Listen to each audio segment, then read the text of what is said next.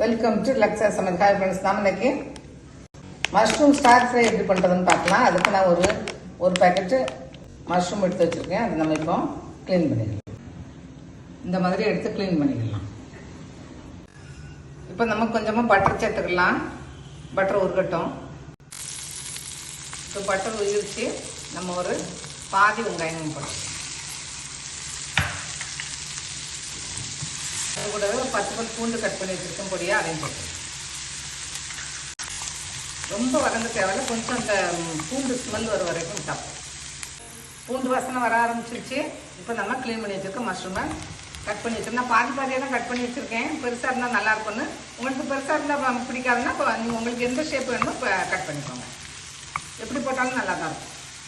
Mushroom தண்ணி விட ஆரம்பிக்கும். நமக்கு அந்த தண்ணியே போதும் வேகிறதுக்கு. அப்படியே இருக்கட்டும். மஷ்ரூம் தண்ணி விட்டு வந்துகிட்டு இருக்கு. இந்த ஸ்டேஜில் நம்ம உப்பு சேர்த்துக்கலாம். நிறைய உப்பு சேர்த்துறாதீங்க, மஷ்ரூம் ரொம்ப உப்பு எடுக்காது. பார்த்துட்டு அப்புறமா சேருங்க. நம்ம மஷ்ரூம் நல்லா வந்துருச்சு. இந்த ஸ்டேஜில் நம்ம கொஞ்சமாக குடமிளகா சேர்த்துக்கலாம். இப்போ நான் ஒரு கிண்ணத்தில் ஒரு 1/4 டீஸ்பூன் சோயா சாஸ் எடுத்து வச்சிருக்கேன். பெப்பரும் சீரகமும் வறுத்து அரைச்சது நான் ஒரு 1/2 டீஸ்பூன் எடுத்து வச்சிருக்கேன். கொஞ்சமாக சில்லி ஃப்ளேக்ஸ், ஒரு 1/4 டீஸ்பூன் வினிகர்.